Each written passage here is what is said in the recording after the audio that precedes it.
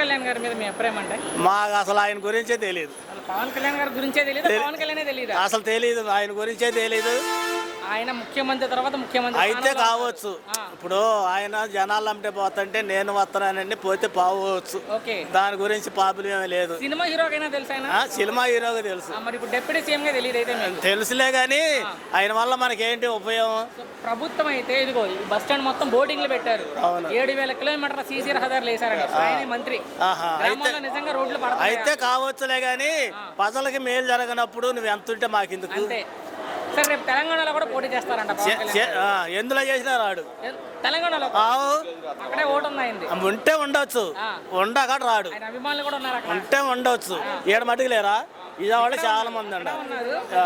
అక్కడ ఉన్నారు కదా. అక్కడ ఉండా, ఇక్కడ ఉండా, ఎక్కడ ఉండా సింగల్గా అయితే మటుకు ఎవరు రారు. మీ అనుభవంతో చెప్పండి. తమిళనాడులో విజయ్ గారు ముఖ్యమంత్రి అయినప్పుడు ఆయనలాగే సినిమాలో పెద్ద హీరో అయిన పవన్ కళ్యాణ్ గారు ఎందుకు ముఖ్యమంత్రి కాలేకపోతున్నారు? ఎవడు పవన్ కళ్యాణ్? విజయ్ గారు. ఇప్పుడు విజయ్ గారికి మమకారం ఈయనకి లేదండి. ఉంటే అభిమానులు ఉంటే ఉండవచ్చు. సినిమా యాక్టర్ కాబట్టి అభిమానులు ఉంటే ఉండవచ్చు. కాదని అట్లా ఈసారి మట్టికి ప్రశ్నమేనండి. కూటమి నుంచి బయటకు వచ్చి పవన్ కళ్యాణ్ గారు 175 స్థానాల్లో సింగిల్ గా వెళ్తే ఎంతవరకు? ఉప్పు కాడు పనికిరాడు. అర్థం కాల. ఉప్పు కాడు పనికిరాడు. ఉప్పు అసలు ఎందులో వేసినా రాడు. సింగిల్ గా వేసినా రాడు, నలుగురు కలిసినా రాడు.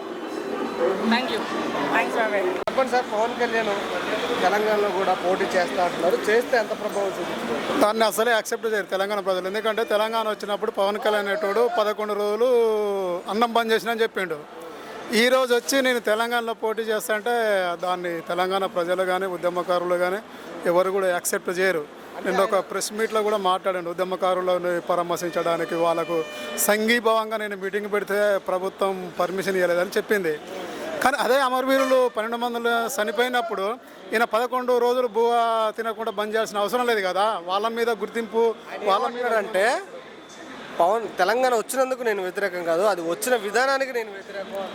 తెలంగాణ కట్టే ఇచ్చింది కదా, పార్లమెంట్లో అడ్డగోలుగా కాదు. ఒక శ్రీకృష్ణ కమిటీ చేసి ఈ 2 రాష్ట్రాల తెలుగు రాష్ట్ర ప్రజలని ప్రజాభిప్రాయ సేకరణ అన్ని సేకరణలు చేసిన తర్వాతనే పార్లమెంట్లో బిల్లు పెట్టి పాస్ చేసి చట్టబద్ధంగా చేసింది.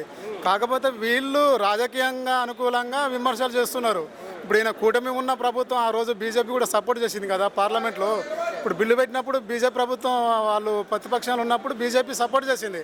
అంటే మరి ఈయన బీజేపీని కూడా వ్యతిరేకించినట్టే కదా ఆ రోజు చట్టబద్ధంగా జరగనప్పుడు. మరి ఒకళ్ళు అక్కడికి వస్తే కూటమితో వస్తారా లేకపోతే సింగిల్గా వస్తారా? అది ఎట్లా వచ్చినా సింగిల్గా ఇక్కడ సొంత రాష్ట్రాలనే చేయలేకపోయింది సింగిల్గా.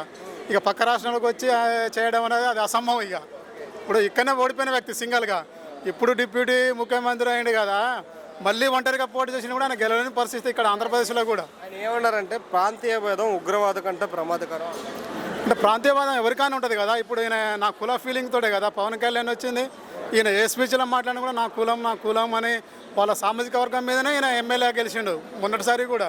మరి ఈయనకే కుల ఫీలింగ్ ఉన్నప్పుడు ప్రాంతంలో పుట్టిన వాళ్ళకు ప్రాంతాభిమానం, ప్రాంతం మీద గౌరవం అది ఎవరికైనా ఉంటుంది. నువ్వు ఎన్ని దేశాలు ఎన్ని తిరిగి వచ్చినా కూడా సొంత ఊరు మీద మమకారం అనేది ప్రతి ఒక్కరికి ఉంటుంది. కాబట్టి ఎవరి ప్రాంతం వాళ్ళకే ఉంటుంది.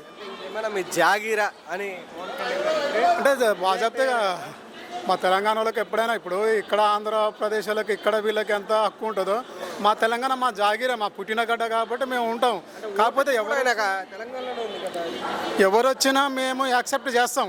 ఇప్పుడు తినడానికి బతకడానికి ఉద్యోగపరంగా ఎలా వచ్చినా కూడా మేమే కోఆపరేషన్ చేస్తున్నాం కదా. కానీ మా మీద పెత్తనం చెలాయించాలంటే దాన్ని ఎవరు కూడా యాక్సెప్ట్ చేయరు. ఎందుకు అక్కడ రానియకుండా ఆయన ఆపుతున్నారు అంటే ఆ రోజు వ్యతిరేకంగా, ఇప్పుడు ఆ రోజు జగన్ కానీ ఇక్కడ వీళ్ళు కూడా మేము తెలంగాణకు వ్యతిరేకం కాదండి చట్టబద్ధంగా చేయమని తీర్మానం వీళ్ళు ఏ స్పీచ్లో కూడా అట్లనే ఇచ్చారు తప్ప ఏ నాయకుడు కూడా 11 రోజులు అన్నం బంద్ చేయలేదు కదా తెలంగాణ వచ్చినందుకు. నేను తెలంగాణ అమరవీరుల కోసం సభ ఏర్పాటు చేసుకుంటానే మేము జూన్ 2 మాకు తెలంగాణ వచ్చిన ఆనందంలో ప్రతి తెలంగాణ పౌరుడు ఉంటాడు. ఈయన తెలంగాణకు ఆ రోజు వ్యతిరేకంగా మాట్లాడి ఈ రోజు 2వ తారీఖు చేయాల్సిన అవసరం ఏంది? మరొక తారీఖు ఇప్పుడు పెట్టుకోవచ్చు కదా. ఇప్పుడు 2వ తారీఖు పెట్టింది కాబట్టి ఆ రోజు తెలంగాణ సంబరాలు జరుగుతాయి కాబట్టి పర్మిషన్ ఇవ్వలేదు. మరి ఇప్పుడు తీసుకోవచ్చు. ఇప్పుడు పవన్ కళ్యాణ్ మొన్న కొండగట్టు అంజనా కాడికి వచ్చిండు, అప్పుడు ఎవరు వ్యతిరేకించాలి కదా. అందరూ మా తెలంగాణ ప్రజలు కూడా సపోర్ట్ చేసిర్రు, ఆయన వెంట ఉన్నారు. కానీ సభ పెట్టుకుంటేందుకు తెలంగాణ అమరవీరులని కించపరిచి 11 రోజులు అన్నం బంద్ చేసినందుకే ఆడ వ్యతిరేకత వస్తుంది. కాంగ్రెస్ నాయకులు కానీ అక్కడ ఎమ్మెల్యేలు కానీ చాలా మంది ఇప్పుడు నీకు తెలంగాణ ఏం పని, తెలంగాణ ప్రజల్ని రెచ్చగొట్టడం కోసం నువ్వు ఇవన్నీ చేస్తున్నావు. అది వాస్తవం కదా. ఆయన స్పీచ్ ఇవ్వడం కానీ ఆయన మాట్లాడడం మాట విధానం కూడా ఎప్పుడు కూడా యువతని ఆయన మంచి దారిలో సన్మార్గంలో నడిపించే తత్వం కాదనేది. ఒకరోజు స్పీచ్లో కూడా ఏమన్నాడు, యువత అంటే ఏదో బైకులు ర్యాష్ కొట్టాలి, కాలర్లు ఎగలేయాలి, జుట్లు పెంచాలి, నెత్తి పెంచాలంటే ఈ సొసైటీకి ఆయన ఇచ్చేది అదేనా? ఏదైనా ఒక యువతకు మంచి స్పీచ్ చేయాలి. మీరు నడవడిక మంచిగా ఉండాలి, మీ ప్రవర్తన మంచిగా ఉండాలి, మీ యాటిట్యూడ్ మంచిగా ఉండాలి అనేది చెప్పాలి.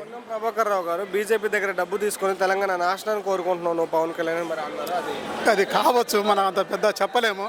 పెద్దోళ్ళకి అవి తెలుసుంటాయి కాబట్టి మనం దాని మీద మాట్లాడి జడ్చల్లి ఎమ్మెల్యే గారు కూడా ఏమన్నారంటే, నువ్వు హైదరాబాద్లో ఉండొచ్చేమో కానీ పోటీ చేసే డిపాజిట్లు రావు, డబ్బు ఎవడు ఎక్కువ ఇస్తే వాడికి వెళ్ళి మాట్లాడతావు, రేపు జగన్ గారు ఇచ్చినా సరే వాళ్ళకి వెళ్ళి మాట్లాడతావు. అది మాత్రం అవసరం కదా. ఇప్పుడు అంతకుముందు పవన్ కళ్యాణ్ అనేటోడు చంద్రబాబుకు వ్యతిరేకం, ఈరోజు చంద్రబాబుతో కలిసిండు, మరి బీజేపీతో కలిసిండు. అంటే ఒంటరిగా పార్టీ పెట్టినప్పుడే ఆయన పొత్తుతో కలవాలి, కానీ ఒకసారి వ్యతిరేకంగా ఉన్నాడు కదా రెండు పార్టీలకు కూడా, మళ్ళీ తర్వాత పొత్తు కూలిండు.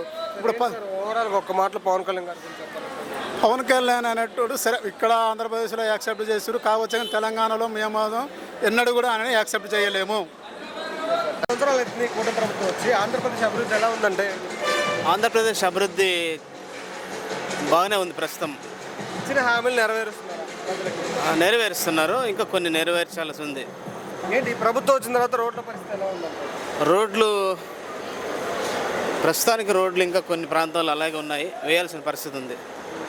ఏంటి మొన్న రోజా గారు కామెంట్ చేశారు నారా లోకేష్ గారిని, నారా లోకేష్ గారు నువ్వు ఒక చెత్త మాజీ మంత్రి అనేసి కామెంట్ చేశారు. దాని మీద ఆమెకేం పనులు ఎప్పుడు కూడా వాగుతూ ఉంటుంది నోటికి వచ్చినట్ల.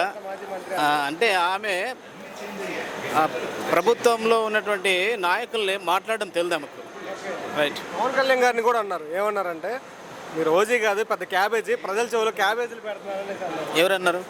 ఆర్కే రోజా గారు, మాజీ మంత్రి రోజా గారు. రోజా గారిని రోజా గారే పవన్ కళ్యాణ్ గారిని అన్నారు, క్యాబేజీ అన్నారు. పవన్ కళ్యాణ్ విమర్శించే స్థాయి ఆమెకు లేదు. ఎందుకు అలా కామెంట్ చేస్తారు అన్నారు? ఆటోమేటిక్గా సినీ ఫీల్డ్లో ఉన్నారు కాబట్టి ఆమెకు అలాంటి వర్డ్స్ వస్తూ ఉంటాయి. కొడాలి నాని గారు కూడా చంద్రబాబు గారిని విమర్శిస్తున్న బెదిరిస్తున్నారు. కొడాలి నాన్నగారు అనే చెత్త నాయకుడు. ఆయనకు అడ్మినిస్ట్రేటివ్ కానీ నాయకత్వ లక్షణాలు కానీ లేవు. నిజంగా ఆయన తీసుకోవడం చాలా తప్పు. గవర్నమెంట్లోకి గత ప్రభుత్వంలో కొడాలి నాని ఆయన నిజంగా నాయకత్వం లక్షణాలు లేవు. ఒక విలన్, ఒక రౌడీ అతను తీసుకోవడం ఎంతవరకు కరెక్ట్? ఆయనలో ఎటువంటి అడ్మినిస్ట్రేషన్ లేదు ఆయన దగ్గర. అంటే చంద్రబాబు గారు ఏమన్నారంటే జగన్ పార్టీ గొడ్డల పార్టీ, దానికి విజన్ లేదు ఏం లేదు అన్నారు. వాస్తవం అది చంద్రబాబు గారు మాట్లాడేది వాస్తవమే. దానికి రియాక్ట్ కొడాలి నాని గారు ఏమన్నారంటే, అవును మాది గొడ్డల పార్టీ, నరుకుతాం, ఓట్లు వచ్చినప్పుడు ఓటు అనే గొడ్డలతో నరుకుతాం. ఇప్పుడు ప్రజాస్వామ్యంలో ఆయన గతంలో పనిచేసినప్పుడు, మినిస్టర్గా పనిచేసినప్పుడు ఇట్లాంటి పదాలు ఆయన వాడడం కరెక్ట్ కాదండి. అది కరెక్ట్ ఎప్పటికీ కరెక్ట్ కాదు. ఎందుకంటే గొడ్డల పార్టీ కాదు. ఇప్పుడు ప్రజలందరూ వింటారు ఆయన వర్డ్స్ ఏం మాట్లాడతారని. ఖచ్చితంగా సరైన పదాలు వాడాలి ఆయన. అది కరెక్ట్ కాదని చెప్తున్నాను. నారా లోకేష్ గారు నాకు అన్నయ్య లేరు, కానీ పవన్ కళ్యాణ్ నాకు అన్న కంటే ఎక్కువ, సొంత అన్న కంటే ఎక్కువ అనేసి కామెంట్. ఎవరన్నా? నారా లోకేష్ గారు పవన్ కళ్యాణ్ నాకు సొంత అన్న కంటే ఎక్కువ. అవును, ఎస్, అది రియల్. సొంత అన్న కన్నా ఎక్కువ. వాళ్ళిద్దరు కాంబినేషన్లో అడ్మినిస్ట్రేషన్ చాలా బాగుంది. వాళ్ళిద్దరు ఆయన ఇప్పుడు ప్రజెంట్ మన పవన్ కళ్యాణ్ గారు కానీ, మరి యూత్, మరి నారా లోకేష్ అన్న గారు కానీ, వాళ్ళిద్దరూ పరిపాలన చేస్తే చాలా బాగుంటుంది. యూత్ కాబట్టి దేశానికి అలాంటి వాళ్ళు అవసరం. ఏంటన్నా మరి నెక్స్ట్ జగన్ గారు పాదయాత్ర చేస్తారంట, చేస్తే వచ్చే అవకాశం? సారీ అండి, రాలేదు. ఎన్నిసార్లు ప్రజలు మోసం చేయాలని చూస్తారు మీరు? అది కరెక్ట్ కాదు. ఏంటి ఓవరాల్గా ఈ కూటమి ప్రభుత్వం గురించి ఒక్క మాటలో చెప్పాలంటే? ఈ కూటమి ప్రభుత్వం వచ్చేసి విజన్ ఉన్న నాయకుడు ఫలిస్తున్నాడు.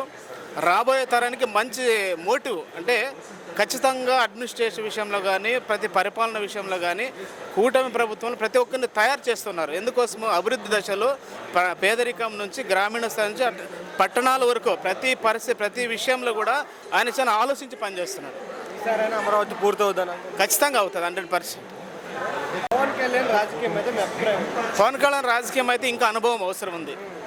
ఇప్పుడే అందువిని ఆయనకు రాజకీయంలో ముఖ్యమంత్రి కావాలని ఆశ తెలియదు, కానీ ఇంకా కొద్ది రోజులు వెయిట్ చేసి అనుభవం కావాలి. ఎందుకంటే యువకుడు యూత్ ఆయన కొంచెం ఇంకా వెయిట్ అండ్ సీ చేస్తే చాలా బాగా పరిపాలన బాగుంటుందని. డిప్యూటీ సీఎం అయిన తర్వాత మీకు కనిపించిన మార్పు ఏముంది? ఎవరు సీఎం అయిన తర్వాత? డిప్యూటీ సీఎం అయిన తర్వాత మీకు కనిపించిన డిప్యూటీ సీఎం అయిన తర్వాత ఖచ్చితంగా ఆ హోదాకు సరైనటువంటి క్యాండిడేట్ వచ్చాడు. ఆయన డిప్యూటీ సీఎంకి బాగున్నాడు. బట్ ముఖ్యమంత్రి అయ్యే రేజ్ అయితే ఇంకా కొద్దిగా టైం ఉంది, ఆయనకు అనుభవం అవసరం ఉంది. తెలంగాణలో కూడా పోటీ చేస్తా అని చెప్పారు ప్రెస్ మీట్లో. చేస్తే ఎంత ప్రభావం చూపించదు? అలా ఎక్కువ ఉండదండి. ఎందుకంటే అక్కడ ఆల్రెడీగా కాంగ్రెస్ గవర్నమెంట్లో రేవంత్ రెడ్డి గారు చాలా బాగా చేసుకుంటూ వెళ్తున్నారు. కొద్ది వరకు ప్రభావం ఉంటుంది, అంత ఎక్కువ ఉండదు. ఆడ వెళ్తే సింగిల్గా వెళ్తారా కూటమిగా వెళ్తారా? ఆయన అభిప్రాయం మనకు ఐడియా లేదు. ఆయన సింగిల్గా వెళ్తాడో కూటమి వెళ్తాడో ఐ డోంట్ నో. సింగిల్గా వెళ్తామని చెప్పారు. సింగిల్గా వెళ్తే జరగదండి అక్కడ. ఎందుకంటే హేమలు ఉన్నారు తెలంగాణలో. అక్కడ గతంలో కూడా ఒక కుటుంబ పరిపాలన జరిగింది, మనకు అది ఐడియా ఉంది. ఇప్పుడు కూడా రేవంత్ రెడ్డి గారు చాలా అభివృద్ధి చేసినట్టు, అది ఆల్రెడీగా డెవలప్మెంట్ సిటీ. దాంట్లోకి వెళ్ళి నువ్వు చేయడం ఇంకా టైం పడుతుంది. ఎందుకు ఇక్కడ సింగిల్గా ఆయన పోటీ చేయట్లేదు అంటారా? అంత ధైర్యం లేదంటారా విజయ్ గారు లాగా? ఆ ధైర్యం ఉంది, బట్ ఇంకా ఆయనకు అంత అనుభవం కావాలంటున్నాను. అనుభవం లేదు ఇంకంత. ఇప్పుడు ఎలా ఇంకా మెరుగుపడ్డారంటారు? ఇప్పుడు మరి కనీసం రాజకీయంగా కొంచెం మెరుగుపడ్డారు. రాజకీయంలో ఇంప్రూవ్ అవుతున్నాడు ఆయన కూడా చాలా విజన్ ఉన్న నాయకుడు ఆయన కూడా. ఎందుకంటే నేటి తరానికి అవసరమే, ఇంకా కొంచెం అనుభవం అవసరం అని చెప్తున్నాను. అసలు అభిప్రాయాలు ఇప్పుడు పొందుతున్నారంటారు? అభిప్రాయం తీసుకుంటున్నారు. రాజకీయంగా మెరుగుపడుతున్నారు. మెరుగుపడుతున్నాడు ఖచ్చితంగా. విషయం ఏంటంటే ఇంకా మెరుగుపరచుకోవాలి ఏంటంటే ఇంకా ఆయన చాలా విషయాలు తెలుసుకోవాలి. అంటే సీనియర్ నాయకుల దగ్గర మరి కొన్ని అనేక దేశాల్లో రాష్ట్రాల్లో ఉన్నటువంటి ఏంది అడ్మినిస్ట్రేటివ్గా తెలుసుకోవాల్సిన పరిస్థితి ఆయన చాలా ఉంది. ఏంటంటే ఒక్క మాటలో పవన్ కళ్యాణ్ గారి గురించి చెప్పాలంటే పవన్ కళ్యాణ్ గారు ఆయన అంటే ఒక వ్యక్తి, ఒక శక్తి అని చెప్పొచ్చు అంతే. రియల్. Thank you.